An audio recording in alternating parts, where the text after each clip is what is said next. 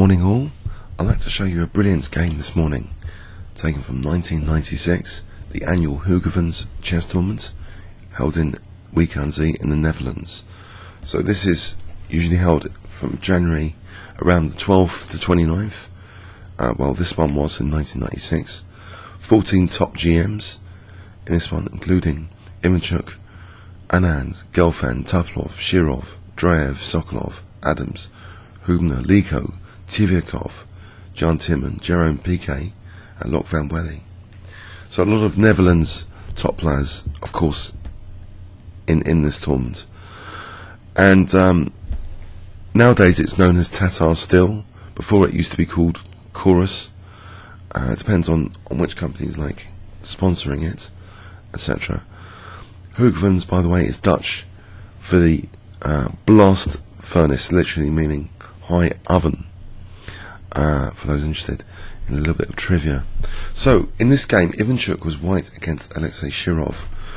So both very dynamic, aggressive players. Shirov is well known for his book, Fire on Board. Very good book. I have it myself. And let's have a look. D4 from Vassily. D5 from Shirov. C4, C6, Slav.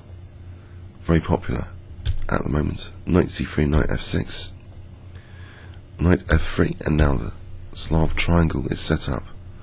e6, bishop g5, and now d takes c4, e4. One of the most sharply analysed, deeply analysed continuations in the Slav, where black is accepting a seemingly dangerous pin here, inviting this e5, exploiting the pin, but is calmly playing h6, and with the bishop h4, playing now g5.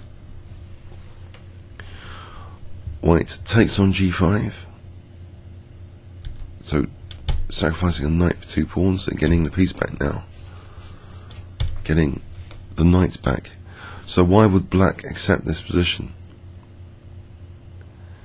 Well, black's chances are often with casting queenside and pressure sometimes with this bishop on this diagonal, this rook sometimes on this diagonal, on this file rather, on this file. So black's got some dynamic compensation going on. It's all been played before. Bishop b7, g3. Okay. c5. And now d5. As we've seen from a previous game analysis in this channel, b4 is not really possible. White just plays bishop takes c4, doesn't have to go to g2. And then there's big problems for black to do with d takes e6. So, theory, queen b6, bishop g2, black castles, white castles kingside, all been played before, all these moves. Queen b5, a3, peeling open the a file a little bit. E takes d5, a takes b4, c takes b4, bishop e3. Black now plays knight c5, and here is where it starts to get very, very interesting. This has all been played before, knight c5 up to knight c5. White now plays queen g4 check. And we'll do a reference check in the second pass of this position. Okay, now here, with queen g4 check, black plays actually rook d7. It might be too dangerous. We need to investigate to play something like king b8 in this position. So rook d7, and it looks as though there aren't too many problems for black. Is this a file really significant for a7? Black surely is going to be covering a7 soon with the bishop. And this centre looks quite dangerous as well, potentially. There's always these bishops eyeing each other in this position. So it's an interesting position, and I wonder what you would consider playing in this position. If I give you a clue, there's quite an unexpected and brilliant move here. In fact, some people rank this as one of the most brilliant moves of all time. Can you guess it if I give you 10 seconds starting from now?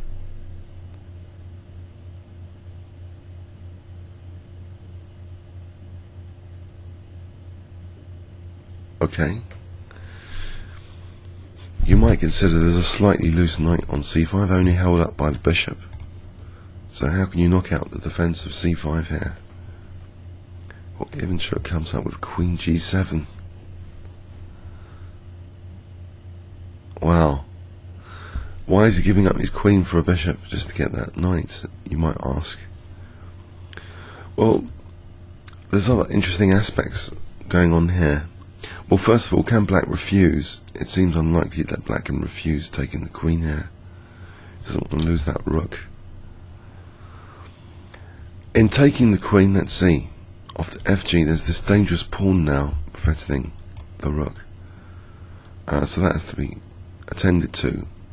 So we're talking not just a bishop now, but a knight as well. And not just a bishop and knight, actually, because now also the fianchetto bishop, which is defending black's king, is also a concern, along with a7 again. So, what can black do in this position? Surely black has things he can do here. For example, why can't black just take on g7? Well, there's a hidden resource actually on rook g7. The rook had just come from h8. Let's imagine there's a weakness of the last move. If we look at that again, the rook had just come from h8. Is there a forcing move based on that weakness of the last move here? Yes, there is actually, which comes to mind, but we'll check in the second pass. If the routine rook g7, then maybe bishop h3. Possibly. But we need to check that out. There could be other stuff which is even stronger. Because, for example, bishop c6. So we'll check that out in the second pass. So, in this position,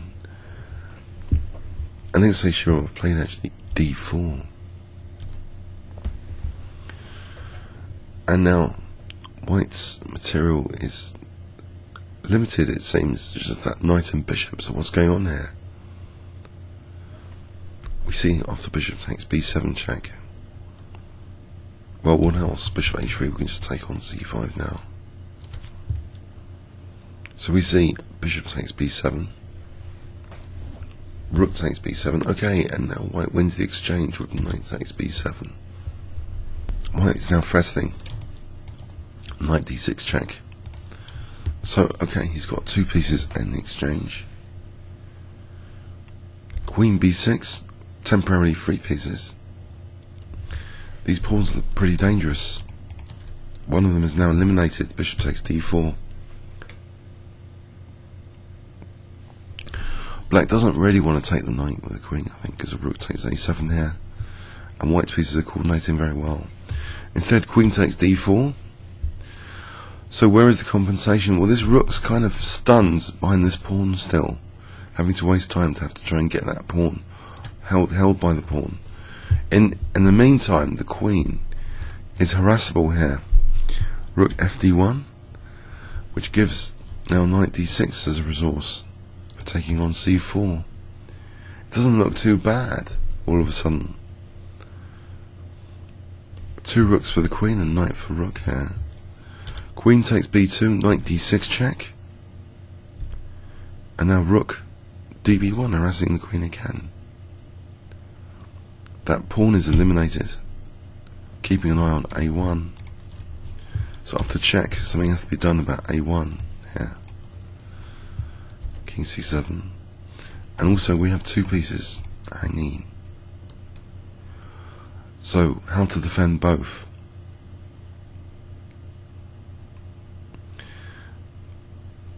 well, in the game, rook a6 was chosen. This supports rook b7 check, driving the king back. That's parried with rook b8. But now we see rook takes a7. Great tactic again, because the king's only holding b8, so if taking, we can take on b8 now. That's what happens. So 2 rooks against the queen. Is this pawn dangerous? Otherwise, white's doing very well. Queen g4, check. After rook a1, actually, Alexey Shirov doesn't particularly like his position here. So much so that he resigned. He felt it was helpless. Let's check this game. It's a brilliant game with that brilliant concept. Let's check this final position just to make sure. Why did Alexey Shirov resign here? Is it really hopeless? The advantage seems to be creeping up and up. Let's go with, say, Queen e2 as an example. Rook c1. Now threatens rook takes c4 check. Because queen takes c4, rook c8. Let's go with king c7. Rook d4, that pawn's going. And then it starts to look pretty hopeless. So that's just one example. If king c5, rook c1, threatening now, while the queen's eyeing c8 for the moment. Rook d3, nifty move to double rooks on c4. If white can just win c4, this h pawn is winning. Again, the c4 pawn is dropping. And I think that's evidence enough. It's just an easy win, just taking this. With h4, easy winning, king and pawn ending. So it was this concept sound, this queen g7. Well, okay, let's see from the start. So let's skip, or rather get to an interesting theoretical point. Yeah, this has all been played before. All these moves so far. And let's go from here, actually. So black's e takes d5 is the most popular, even though it gives this check later as a resource. It is the most popular to get those pawns in the centre. That's the idea. There is also a lesser played move, knight to b8. So we're talking 63 games for knight b8, 113 for e takes d5. So a takes b4, most common by far. C takes b4. Bishop e3. Let's carry on for a bit here. Now knight c5 is the most common. Now in this position, queen g4 is the most common. Rook d7 is the most common. King c7 or king b8 have been played a little bit before. 5 times I've got on this little database. King c7 and king b8 3 times, but 24 times for rook d7. And this now has been played a total of 11 times, believe it or not, this queen g7. And they all start from 1996, believe it or not, i.e. this is the birth of the idea. This game, it seems, is the birth of the idea. In that same year, Lalic versus Wilson, played in Noisebet Masters, is seen, Bogdan Lalic. But after that it started springing up. 2002, a couple of times. In 2003, 4 times. In 2004, quite a few times. So it started springing up. This move, Queen G7 here. Saying the move is knight A takes C5. Kazmadov, Van Willy. Kazmadanov, Van Willy played knight A4 takes C5. So let's go with this. So Queen G7, a stunning move.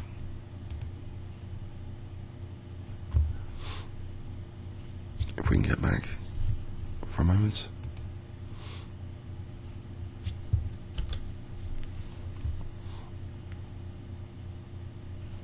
Finally, okay, Queen G7. Engine, of course, doesn't particularly like it, but it's a beautiful concept. Okay, so knight takes c5. We see d4 played.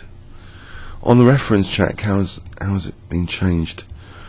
Well, Shirov himself has played rook takes g7 here later in 2003 and managed to win that game. So tide started turning in this variation later. For those interested, let's have a look at that by Mario Shirov. So he took, I should quickly mention in this position, I mentioned bishop h3 in the first pass on this rook g7, but actually black has f5 as an interesting counter resource, and here it gets a little bit murky. So both rooks are protecting each other on d7. So that's why bishop h3 might not be entirely deadly in this position.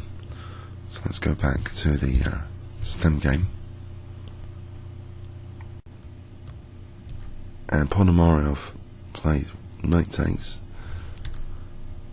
inviting, so rook takes a7 seems promising, about rook g6. The rook is coming back into the position on that e file. It's kind of not doing anything on the g file, so it makes more sense here to have some effect to get to this 7th rank. And then these pawns are potentially dangerous as well, more dangerous.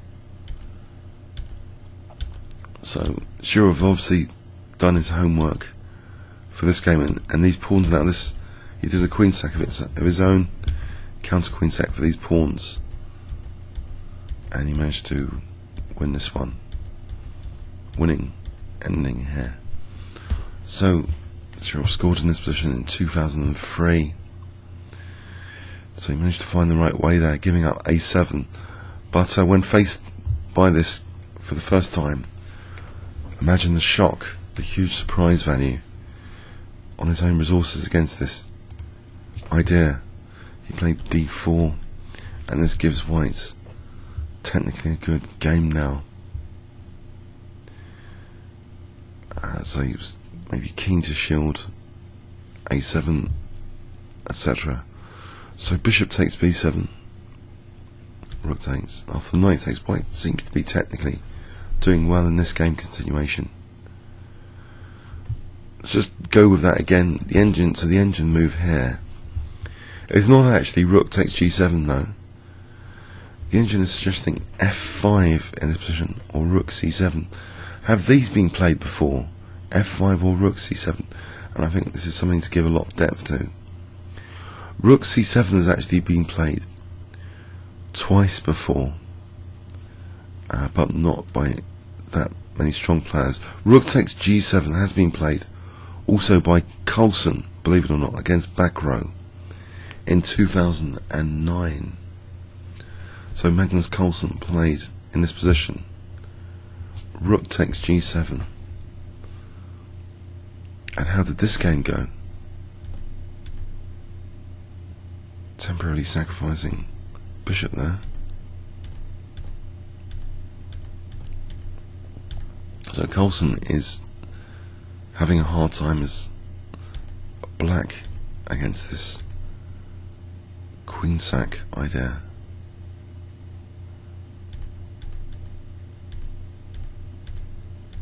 And white's at least got a fortress set up here.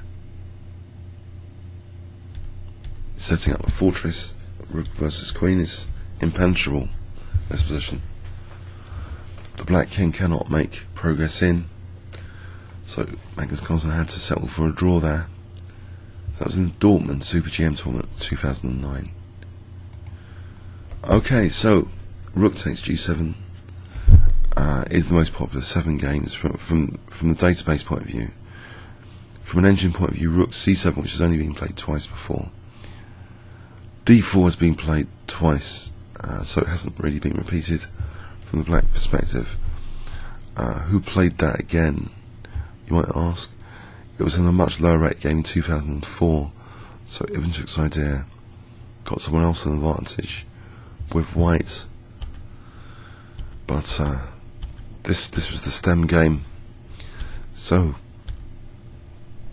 white does seem to enjoy an advantage here. It's the queen is not enough. Was this the most accurate move? If rook d1, that's asking for trouble, surely. Or is it? It's okay as well. It might even be okay. But rook a6. Taking on a7 now. Was this a blunder, rook b8?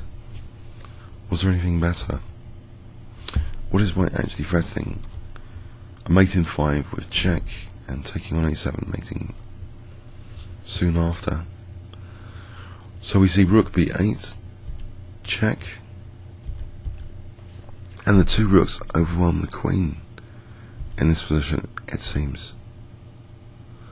That pawn is loose, it's by itself. It's really dropping off here in this position. Okay, but Alexey Shirov resigned around here. So, I hope you enjoyed this game. It's an interesting concept, and one which has been used in analogous positions. It's sacrificing the queen like that is a bit of a stunner. Stuns the rook, took the h3 square potentially, took more material. It was a very interesting dynamic positional queen sacrifice. Comments or questions on YouTube. Thanks very much.